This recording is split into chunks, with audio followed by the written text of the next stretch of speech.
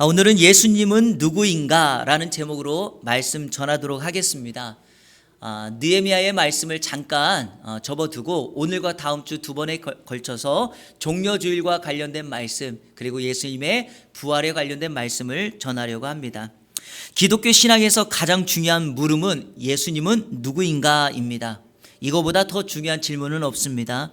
우리가 예수님을 누구로 믿느냐에 따라서 우리의 삶의 결과, 질이 완전히 달라지기 때문입니다. 그래서 그런지 사람들은 시대마다 예수님이 누구인가에 대한 답을 내놓았습니다. 그 중에 대표적인 답이 바로 이겁니다. 예수님은 4대 성인 중에 한 사람이다. 여러분, 세계 4대 성인이 혹시 누군지 아시나요? 예수, 석가모니, 공자, 소크라테스. 그리고 어떤 사람은 이 소크라테스 자리에 마호메트를 넣기도 합니다. 그리고 또 어떤 사람들은 소크라테스와 마호메트를 따로 분리해서 4대 성인이 아니라 5대 성인으로 칭해야 된다라고 말하기도 합니다.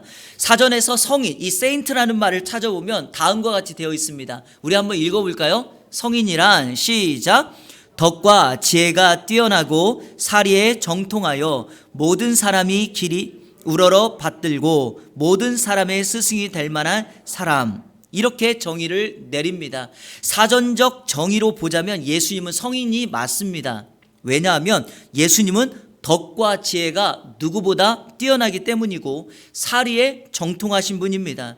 그리고 예수님은 시간을 초월해 사람들에게 늘 우러러 받들 을 당하는 분이고, 또 사람들은 예수님을 참된 스승으로 따르고 있기 때문에 예수님은 성인이 맞습니다. 문제는 예수님을 4대 성인 중 한 사람으로 인정하고 믿는 것이 나의 삶에 어떤 영향도 줄 수 없다는 것입니다. 예수님을 4대 성인으로 믿고 따르는 것은 우리의 삶에 어떤 영향도 줄 수 없습니다. 그래서 우리들은 성경 진리에서 말하고 있는 예수님이 누구인지를 정확하게 알고 그분을 믿고 그분을 따라가야 합니다.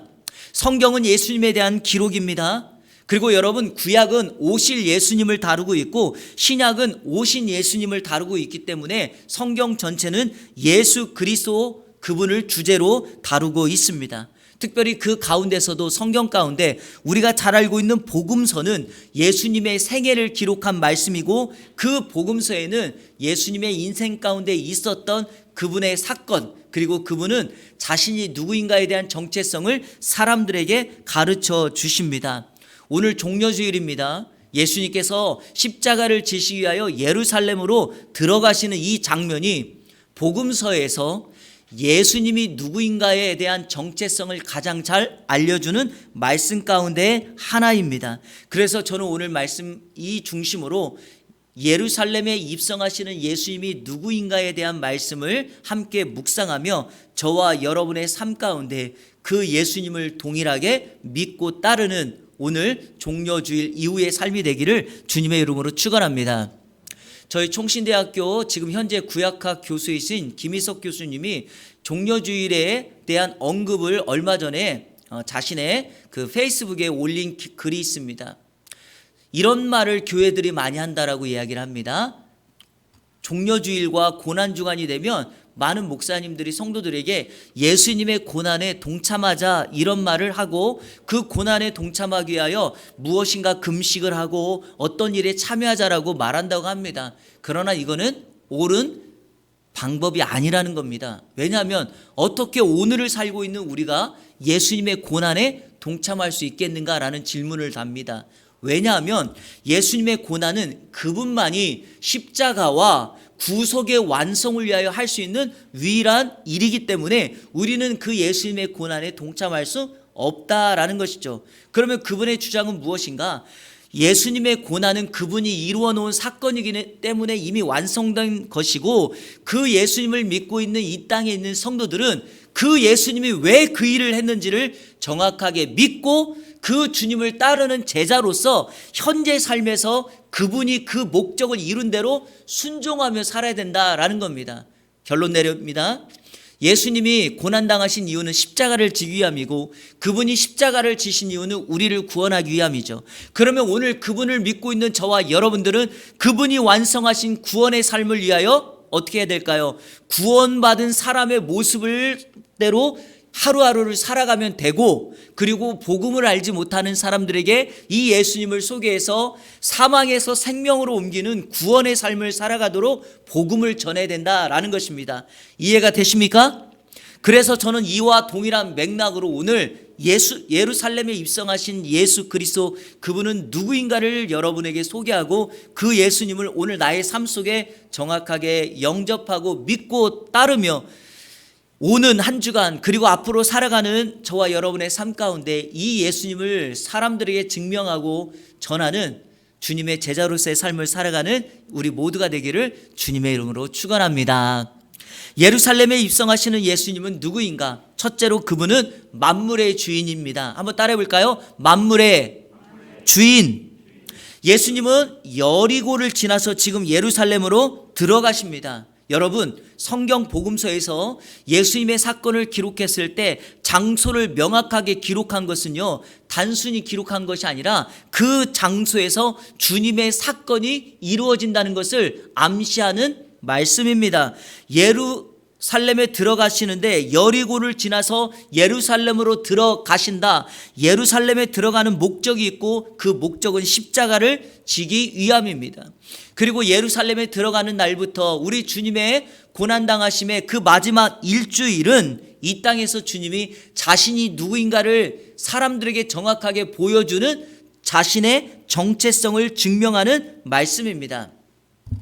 자, 오늘 본문에 보니까 벳바게와 베다니 마을에 이르렀을 때 제자 2명을 택해서 맞은편 마을로 가라고 말합니다. 자, 우리 오늘 말씀 1절과 2절 같이 한번 읽겠습니다. 시작. 그들이 예루살렘에 가까이 와서 감람산 벳바게와 베다니에 이르렀을 때 예수께서 제자 중 2를 보내시며 이르시되 너희는 맞은편 마을로 가라. 그리로 들어가면 곧 아직 아무도 타보지 않은 나귀 새끼가 매어 있는 것을 보리니 풀어 끌고 오라.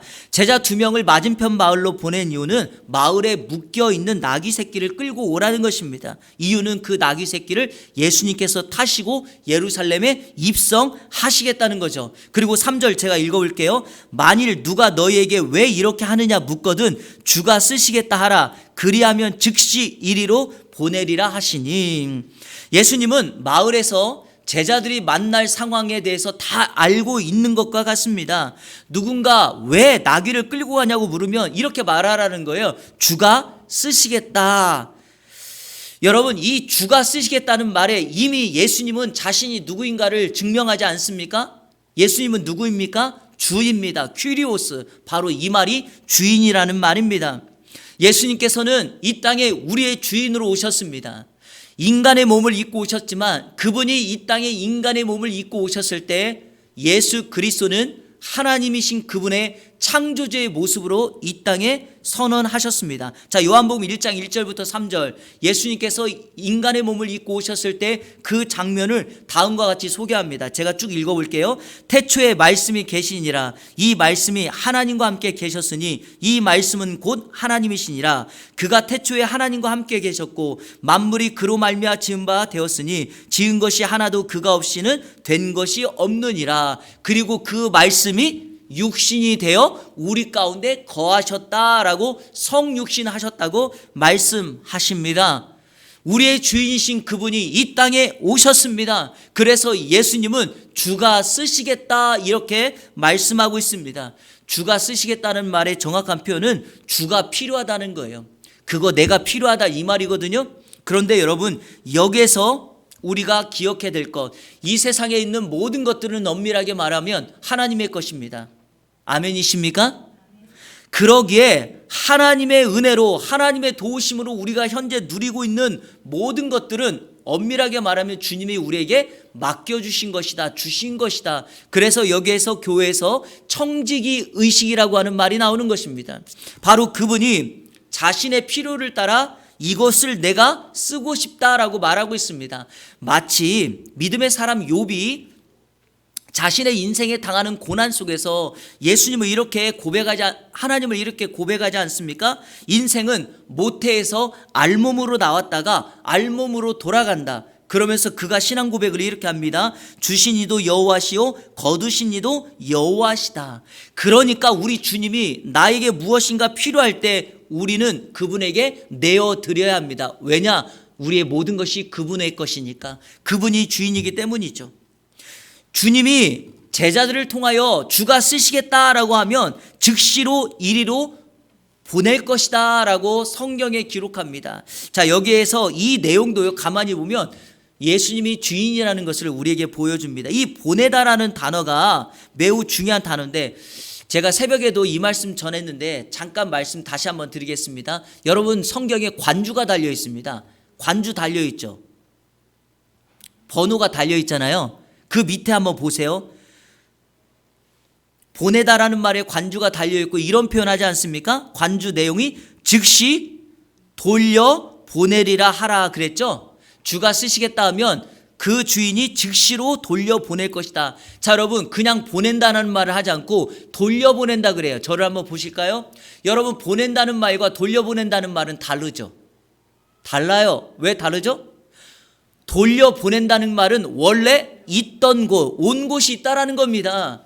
그러니까 이 말을 정확하게 번역하면 이 나귀는 원래 하나님의 것이었고 하나님으로부터 이 땅에 왔고 지금 그 하나님이 내가 필요하니 나에게 돌려보내라 라고 말하고 있는 것으로 해석하고 있다는 것입니다.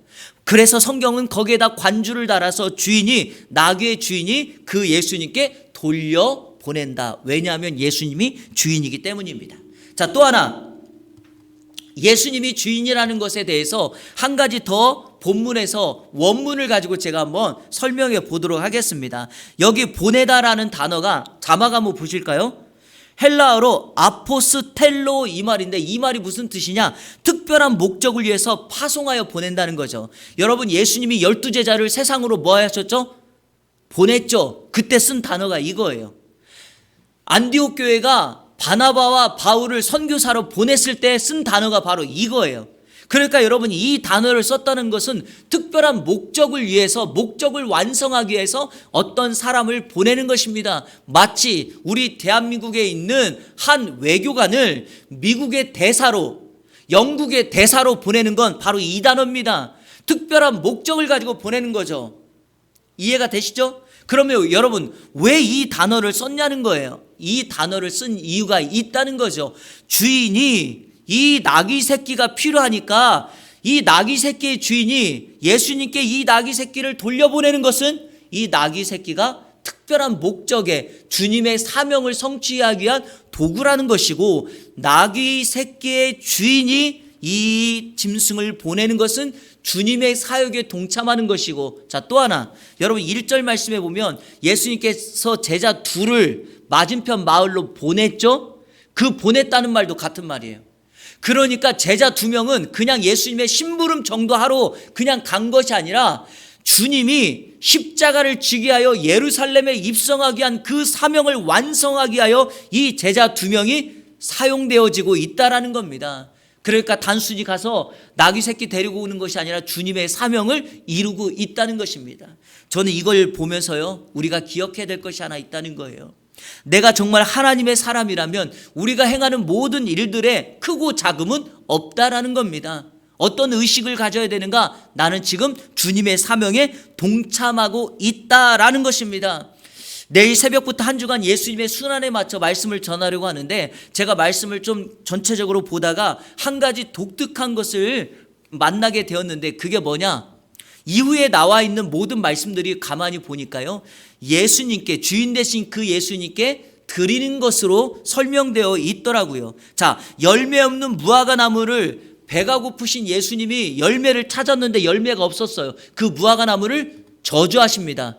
무슨 의미죠? 마땅히 주인이신 그분이 필요하다고 했을 때 주님께 드려야 되는데 그걸 드리지 못한 상황을 설명합니다. 자신의 생활비 전부였던 2렙돈, 얼마 되지 않는 동전 2개를 주님 앞에 드림으로 그 여인은, 그 과부는 주님을 주인으로 인정합니다. 마리아는 일평생 모았던 어떤 향유 옥합을 주님 앞에 깨서 그분에게 향유 옥합을 부어 향기를 내므로 예수 그리스도의 장례를 준비했던, 그래서 그 예수님을 주인으로 인정했던 사람입니다. 예수님은 어떠합니까? 주인이시고 스승이었지만 제자들의 발을 닦아주심으로 자신의 위치를 내려놓고 제자들에게 줍니다. 궁극적으로 예수님이 십자가를 지는 건 어떠합니까? 그 십자가 위에서 자신의 생명 전부를 인류를 위하여 내어줍니다. 여러분, 우리가 오늘 종려주일에 예수님이 누구인가를 묵상할 때 꼭 기억해야 될 것은 이겁니다. 그분은 우리의 주인이다. 만물의 주인이다. 그때 우리의 신앙이 바른 성숙한 길로 가게 될 줄로 믿습니다. 이번 한 주간 만물의 주인이신 그분을 내 삶에 고백하며 그분께 순종함으로 나아가는 저와 여러분 되시고, 주가 필요하다라고 할 때 마땅히 그분에게 우리의 것을 내어드리는 우리 이 안에 모든 성도님들 다 되시기를 주님의 이름으로 축원합니다. 예루살렘에 입성하신 예수님은 누구인가? 둘째로 그분은 겸손의 왕이십니다. 한번 따라 볼까요? 겸손의 왕이다. 사실 이 말 자체가 두 개가 맞지 않는 것 같습니다. 왕은 겸손하기가 어렵거든요. 왕 그러면 높음과 그리고 교만의 상징일 수도 있으니까요. 자, 오늘 말씀 4절부터 7절에 보면 예수님의 말씀대로 두 명의 제자가 맞은편 마을로 갑니다. 그런데 갔더니 정말 예수님께서 하신 말씀처럼 나귀 새끼가 묶여져 있었습니다. 그리고 제자들은 그 나귀 새끼를 풀어서 데려가려고 하는데 거기 서 있던 사람이 예수님이 말한 대로 이렇게 물어요. 나귀 새끼를 풀어 무엇 하려느냐? 제자들은 예수님이 이르신 대로 말하였고 그 주인은 허락하여 나귀 새끼를 예수님께 데리고 옵니다. 자, 그래서 예수님 앞에 나귀 새끼, 한 번도 타보지 않은 그 나귀가 오게 된 것입니다. 자, 질문합니다. 예수님은 왜 아무도 탄 적이 없는 나귀 새끼를 끌고 오라고 했을까요?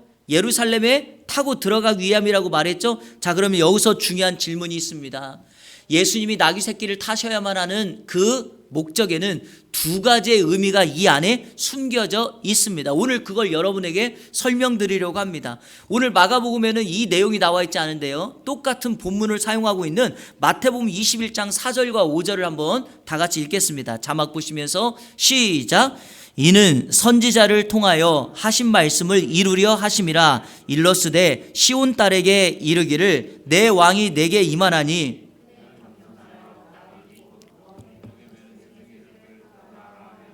아멘. 이 말씀은 구약성경 스가랴서 9장 9절의 말씀이 성취된 것입니다. 자, 보십시오. 이 말에 담겨진 두 가지의 의미. 마태복음 21장 5절에서 이렇게 말하잖아요. 내 왕이 내게 임하나니, 내 왕이 내게 임한다. 이 왕이 누굽니까? 예수님이죠. 그러니까 예수님이 나귀 새끼를 탔다라고 하는 말 속에, 예루살렘 성에 입성한다는 말 속에 예수님은 누구다? 왕이라는 것을 전제하고 있다라는 것입니다. 자, 두 번째 숨겨진 의미는 이것입니다. 왕인데 뭘 탔다? 세상의 왕과는 반대되는, 대조되는 나귀 새끼를 타고 들어가셨다라는 것입니다. 이게 바로 겸손의 상징이죠. 왜냐? 세상의 왕들은 언제나 백마와 흑마를 탑니다. 전쟁을 승리를 이끌고 돌아왔던 개선 행진 때, 그리고 왕의 대관식 때를 한번 보십시오. 왕은 언제나 백마, 흑마, 정말 멋진 준마를 타게 됩니다. 장군이나 다른 군인들과는 늘 확연히 구분이 됩니다. 그리고 그런 말을 타야지 그 사람이 우리나라의 통치자라고 사람들은 그 앞에 무릎을 꿇고 엎드려서 그 왕을 칭송하고 경배합니다. 그러나 예수님은 인류의 왕, 만왕의 왕임에도 불구하고 나귀 새끼를 탔다라는 것은 세상 사람들이 기대하는 방식으로 오지 않았다는 것입니다. 바로 이것이 예수님이 누구인가 우리에게 명확하게 보여주죠. 왜냐? 그분은 왕은 왕인데 사람들이 기대하는 왕이라 겸손의 왕으로 이 땅에 오셨다라는 것을 우리에게 분명하게 보여줍니다. 예수님은 사람들이 기대하는 방식이 아니라 하나님의 뜻에 따라 하나님이 계획하신 방법으로 이 땅에 오셨고 이 땅에서 십자가를 지신 것입니다. 힘은 가지셨지만 자신이 가진 힘을, 무력을 사용하지 않는 방식, 즉 겸손과 낮아짐으로 세상을 섬기는 방식을 택하였다라는 거죠. 자, 여러분 혹시 직장 생활하는 여러분들, 우리의 상사가 나를 섬겨준다? 그때 우리 놀라지 않습니까? 충격받는 거예요. 근데 여러분 보세요. 직급이 낮은 사람이 직급이 높은 상사를 섬기는 거는 어찌 보면 조직사회에서 당연할 수 있지 않습니까? 나이가 많은 사람이 나이가 어린 사람을 섬겨주는 거 충격받지 않습니까? 나이가 어린 사람이 나이가 많은 사람을 섬기는 건 우리 사회에서 극히 당연할 수 있다니까요. 예수님이 왕이지만 나귀 새끼를 탐으로 세상 사람들에게 충격을 준 것은 그들을 섬기는 방식을 택했기 때문입니다. 자, 마가복음 10장 45절 제가 읽어볼게요. 인자가 온 것은 예수님입니다. 섬김을 받으려 함이 아니라 도리어 섬기려 하고 자기 목숨을 많은 사람의 대속물로 주려 함이니라. 생명까지도 내어주셨던 주님. 빌립보서 2장 6절부터 8절 우리가 말씀 강의할 때 설명을 많이 드렸습니다. 그는 근본 하나님의 본체시나 하나님과 동등됨을 취할 것으로 여기지 아니하시고 오히려 자기를 비워 종의 형체를 가지사 사람들과 같이 되셨고 사람의 모양으로 나타나사 자기를 낮추시며 죽기까지 복종하셨으니 곧 십자가에 죽으심이라. 바로 이 세상의 방식이 아니라 낮아지고 자신의 생명을 죽기까지 복종하신 그 예수님은 이 땅에 겸손의 왕으로 오셨습니다. 성도 여러분, 현대인들에게 있어서 자동차는요 그 사람의 부와 신분을 상징합니다. 그래서 어떤 이들은요 집은 월세를 살아도 차는 최고급 세단이나 외제차를 타고 다니는 사람들이 있습니다. 그래야지 나의 신분이나 가치를 인정받고 사람들이 그렇게 박수 쳐준다고 생각합니다. 실제로 이런 실험이 종종 미국에 있어요. 자, 평범한 한 남성이 여성에게 대시를 합니다. 그런데 그 여성은 그 남성에게 매력을 느끼지 못하여 시큰둥 반응합니다. 그러자 이 남성이 자기 주머니에서 스마트 키를 딱 꺼내서 옆에 주차되어 있던 람보르기니 오픈카 시동을 딱 겁니다.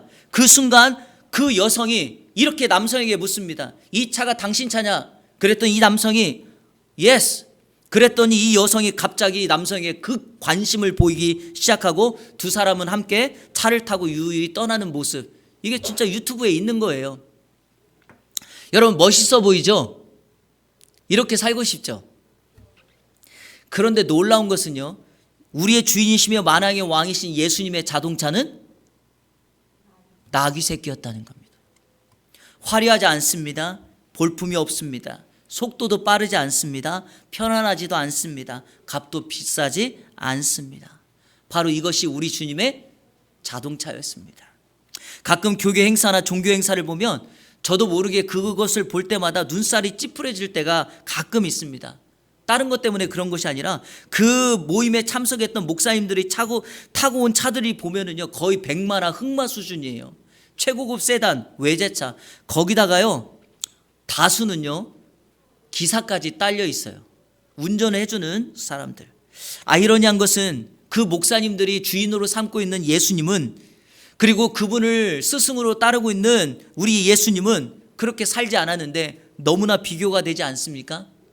제가 드리고 싶은 말씀은 이분들이 이런 차를 탔다는 게 아니라 그 차를 타는 순간 교만해진다는 것입니다. 겸손이 사라져요. 그래서 그 차에 맞는 모든 대접을 받으려고 하는 것 아니겠습니까? 사랑하는 여러분, 예수님의 고난 십자가를 그리고 예수님의 죽음을 우리가 묵상하는 고난주일에 예수님이 겸손의 왕으로 이 세상에 오셨다는 것은 자신을 드러내지 않고 있다는 것을 우리에게 보여주지 않습니까? 그렇다면 우리도 그렇게 살아야 되겠죠. 이런 말이 있어요. 강함은 부드러움을 이길 수 없다. 강한 것은 언젠가 부러지게 될 수밖에 없습니다. 사람들은 늘 강한 자가 되어서 세상을 이기고 싶어하고 승리자가 되고 싶어합니다. 여러분에게 비결을 가르쳐 드릴까요? 세상에서 정말 강한 자가 되고 싶으신 분은 예수님을 배우셔야 돼요. 세상에서 가장 강한 분이 예수님인데 그분이 겸손의 왕으로 사셨다는 것은 강함은 겸손으로만 이길 수 있고 진정한 강함의 힘은 겸손에 있다는 것을 우리에게 보여줍니다. 제가 설교를 준비하다가 겸손이라는 말을 컴퓨터에서 한번 쳐봤어요. 그랬더니 몇몇 예화가 있는데 그 중에 하나가 이런 예화가 있더라고요. 제 나라의 정승 안자라는 분이 있었는데 그분에게 말을 끄는 마부가 있었습니다. 하루는 이 마부의 아내가 자신의 남편 마부와 이 정승이 길을 지나가는 모습을 보았는데, 정승인 안자는 말을 탈 때 겸손해서 몸을 굽히고 이렇게 타고 있는데, 그 말을 끄는 자기 남편인 마부는 허리를 뒤로 젖히고 배를 앞으로 쑥 내밀고 마치 정승보다 더 등등하게 걸어가는 모습을 보았습니다. 그날 밤 이 마부의 아내는 이 마부에게 이렇게 말을 하였습니다. 여보, 안자는 정승이라도 몸가짐이 조심스러운데 당신은 한낱 마부로서 무엇이 그렇게 의기양양하오, 이런 말을 했다는 거예요. 그러면서 남편의 겸손하지 못함을 나무랬습니다. 그런데요, 그 뒤로 이 마부가 겸손해지기 시작한 것입니다. 마부를 보니까 행동이 달라지는 모습을 보고 이 정승 안자가 까닭을 물었더니, 내 아내가 그렇게 말을 하여 내가 나의 행동을 바꿨습니다 라고 대답을 한 거예요. 그랬더니 이 정승 안자가 왕에게 천거를 해서 자기 마부를 대부라고 하는 벼슬에 앉혔다라는 것입니다. 대부. 잠언 29장 23절에 이런 성경 구절이 있습니다. 사람이 교만하면 낮아지게 되고 마음이 겸손하면 영예를 얻으리라. 할렐루야. 주님 앞에 영예를 얻는 여러분 되기를 축복합니다. 사랑하는 여러분, 사람의 말을 들어도 이와 같은 영예를 얻을진데, 우리가 하나님 앞에 우리의 겸손함을 보일 수만 있다면, 이 세상에서 겸손의 왕으로 오신 그 예수님을 닮아 겸손을 실천할 수만 있다면 우리의 삶이 주님 앞에 얼마나 인정함을 받겠습니까? 우리를 위하여 십자가를 지신 그 예수님을 닮아 이번 한 주간 겸손을 실천하시는 우리 모든 성도님들 되시기를 주님의 이름으로 축원합니다. 마지막 셋째로, 예루살렘에 입성하신 예수님은 한번 따라 볼까요? 인류의 구원자다. 자, 오늘 본문 말씀 7절 8절 같이 읽겠습니다. 시작. 나귀 새끼를 예수께로 끌고 와서 자기들의 겉옷을 그 위에 얹어 놓음에 예수께서 타시니 많은 사람들은 자기들의 겉옷을, 또 다른 이들은 들에서 벤 나뭇가지를 길에 펴며. 나귀 새끼를 데리고 오자 제자들은 자기의 겉옷을 벗어 나귀 등에 얹습니다. 왜냐하면 안장이 없었기 때문에 불편했겠죠. 그런데 예수님을 따랐던 무리들이 자기들의 겉옷을 길에 깝니다. 마치 퍼레이드 할 것처럼 양탄자를 까는 것과 같지 않습니까? 그리고 또 다른 사람들은 종려나무 가지를 꺾어 길에서 깔고 그 종려나무를 흔들기 시작합니다. 자, 왜 여기에 이렇게 많은 사람들이 있었을까? 이유는 단순합니다. 예수님이 예루살렘에 입성하셨을 때가 바로 유월절 절기입니다. 유월절 절기는 전국에 있는 수많은 사람들이 예루살렘에 와서 성전에서 하나님을 예배하기 위하여, 제사를 지내기 위하여 오는 절기이기 때문입니다. 그런데 이 사람들은 거기서 멈추지 않고 9절과 10절에 보니까 호산나라고 주님을 찬양합니다. 제가 9절 10절 읽겠습니다. 앞에서 가고 뒤에서 따르는 자들이 소리 지르되 호산나 찬송하리로다. 주의 이름으로 오시는 이여 찬송하리로다. 오는 우리 조상 다윗의 나라여 가장 높은 곳에서 호산나 하더라. 여러분, 호산나 뜻이 뭐냐? 오, save it. 즉 뭐예요? 구원하소서, 이 뜻이에요. 그러니까 이 사람들은 예수님이 타실 나귀 새끼 위에 옷, 그리고 길에 겉옷을 깔고 종려나무를 흔들면서 우리를 구원해 주세요라고 그 예수님을 인류의 구원자로 고백하고 있습니다. 사랑하는 성도 여러분, 예수 그리스도를 구원자로 고백하는 것은 그분의 이름이 구원자라는 뜻이며, 그분이 십자가를 지시고 물과 피를 다 흘려 우리를 구원하시고, 아까 마가복음 10장 45절에 말씀드렸던 것처럼 우리를 위한 대속 제물이 되어 주셨다는 것으로 인하여 우리는 익히 잘 알고 있습니다. 예수님은 인류의 구원자입니다. 이 부분에 대해서는 여러분들이 잘 아시기에 제가 해석은 내려놓고 한 가지 적용점을 여러분에게 말씀드리려고 합니다. 이겁니다. 자, 여러분, 예수님은 지금 예루살렘에 죽으러 들어가십니다. 그리고 가장 초라한 모습입니다.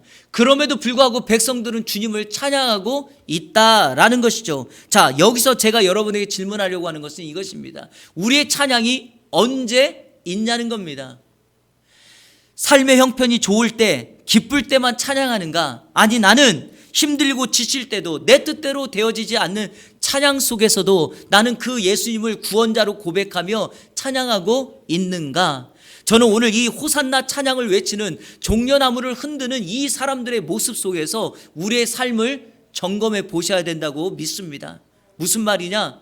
내가 예수님을 인류의 구원자로 믿고 있다면 나의 상황과 형편에는 상관없이 매일 내 입술의 고백은 그분을 인류의 구원자로 고백하고 호산나로 고백해야 되지 않겠는가?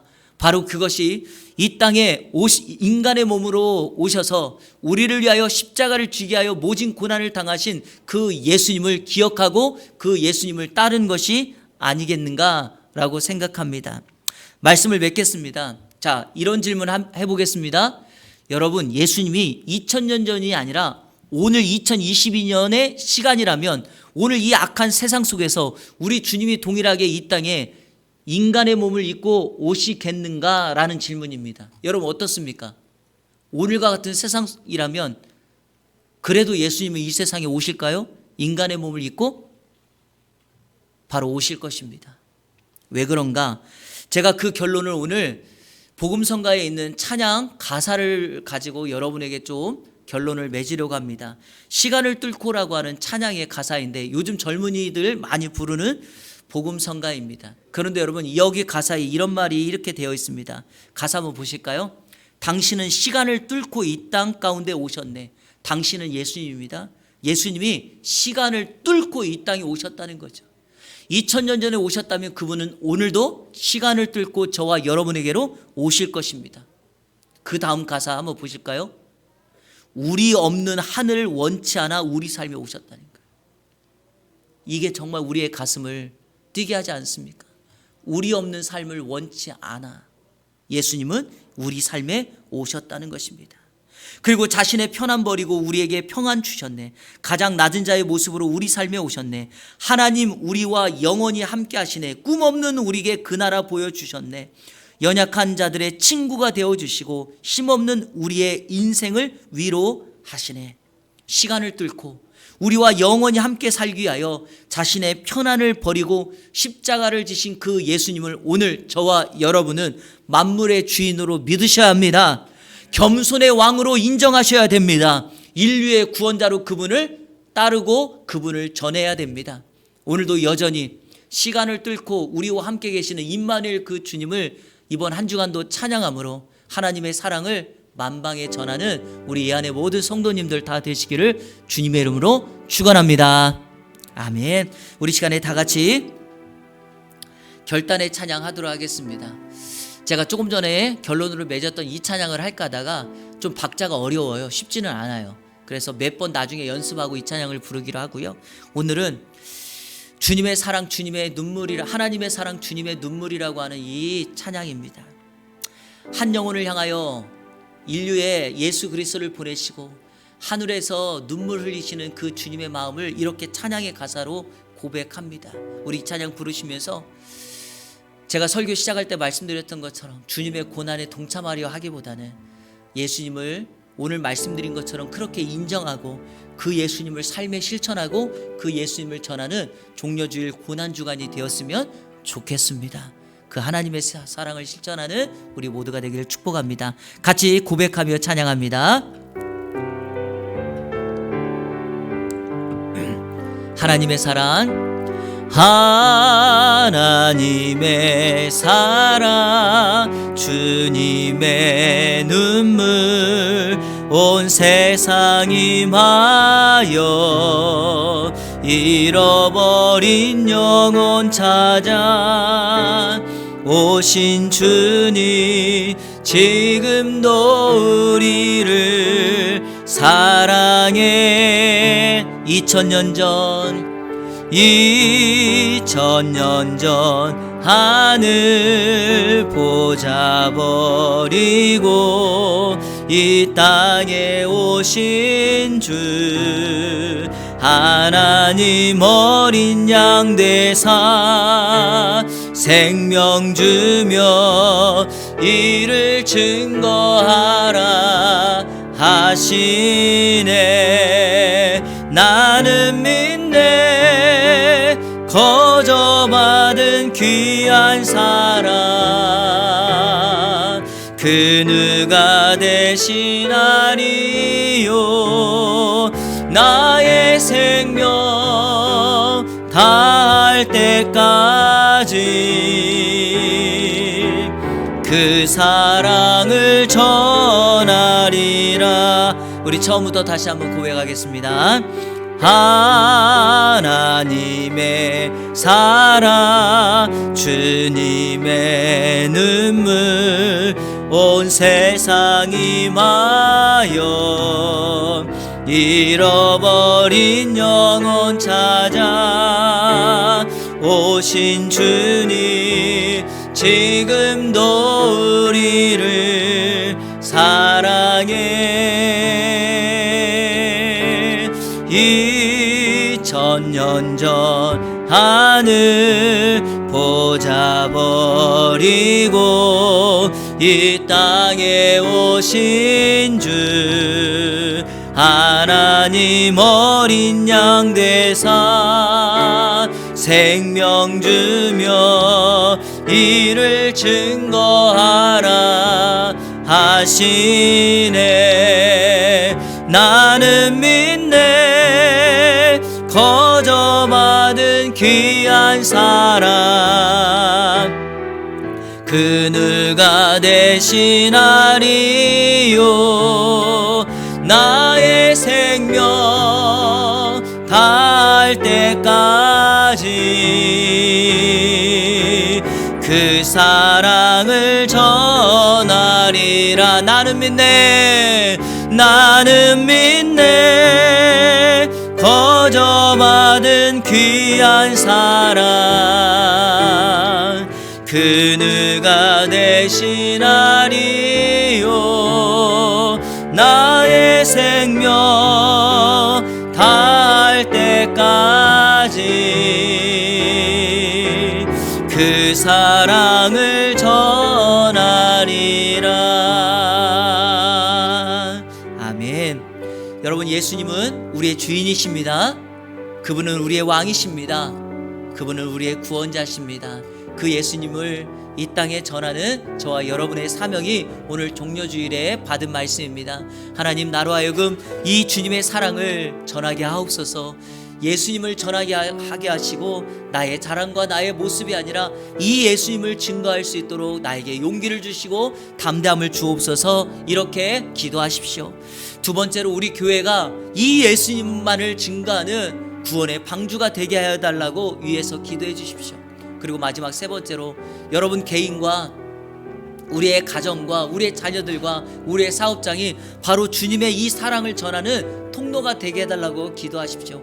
그러면 반드시 하나님께서 우리를 지켜주시고 그 통로를 사용하셔서 세상에 하나님께 인정받는 청지기의 사명을 감당할 수 있는 우리가 될 줄로 믿습니다. 우리 이 시간에 다 같이 말씀 생각하며 합심하여 기도하며 나갑니다. 하나님 감사합니다. 오늘도 우리에게 귀한 말씀 주시고 우리로 하여금 예수 그리스도 그분이 우리의 주인이시며 그 예수 그리스도가 우리의 왕이시며 우리의 구원자이심을 선언케 하시니 감사합니다. 하나님, 이 예수님을 우리가 마음판에 새기고 주님 다시 오시는 그날까지 예수 오실 길을 준비하게 하여 주시고 이 예수님을 만방에 선언하고 증명하고 선포할 수 있는 우리들 될 수 있도록 인도하여 주옵소서. 하나님, 우리 자신뿐만 아니라 우리 교회도 이 일을 위하여 이 지역사회에 세워지게 하여 주셨으니 이 일을 감당케 하여 주옵소서. 잃어버린 어두운 세상에 영혼 찾고 빛을 발하게 하여 주시고 맛없는 세상에 맛을 내는 소금의 역할을 감당케 하여 주시옵소서. 또한 하나님 아버지, 우리에게 주셨던 그 사명을 감당함으로 예수님만 드러나게 하여 주시고 예수님만 보여지게 하여 주옵소서. 우리의 모든 것들이 주님의 통로가 되기를 원합니다. 우리의 시간, 우리 인생, 우리의 재능, 그리고 우리에게 주셨던 모든 것들이 주님을 증거하는 통로가 되게 하여 주셔서 정말 우리로 하여금 주님 마지막 앞에 섰을 때 착하다, 충성되다, 인정받는 청지기의 삶을 살아갈 수 있도록 인도하여 주옵소서. 우리도 언젠가 주님 앞에 서게 되고 우리의 삶이 언제인지를 모르지만 주님 앞에 우리의 삶을 내놓을 때가 있고 주님의 심판대 앞에 섰을 때 우리가 인정받고 칭찬받는 하나님의 사람 되게 하여 주옵소서. 하나님, 세상에서 바라보는 멋진 자동차를 타는 모습으로 살아가지 않게 하여 주시고 주님을 닮은 우리의 삶의 모습을 주님 앞에 내어드리며 나아가는 우리의 인생이 될 수 있도록 인도하여 주옵소서. 하나님 아버지 감사합니다. 오늘 종려주일에 십자가를 지시기 위하여 예루살렘에 입성하신 주님의 모습을 살펴보았습니다. 그 예수님 우리의 주인이심을 고백합니다.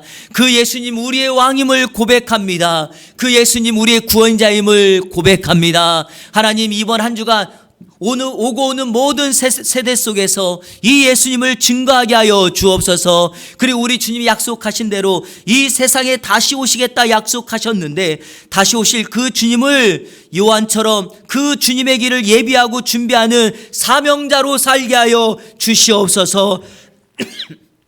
언젠가 우리가 주님 앞에 섰을 때 청지기의 사명을 잘 감당하여서 착하고 충성되다 인정받게 하여 주시고 주님의 상급 받아 누리는 우리의 삶이 될 수 있도록 인도하여 주옵소서. 이번 한 주간 주님의 고난 마음판에 새기고 그 길을 따라 우리가 한 걸음 한 걸음 적용하며 나아갈 때 우리 삶에 주어진 모든 것들 속에서 예수님을 드러내고 예수님을 생각나게 하는 사람 되게 하여 주옵소서. 예수 그리스도의 이름으로 기도하옵나이다. 아멘.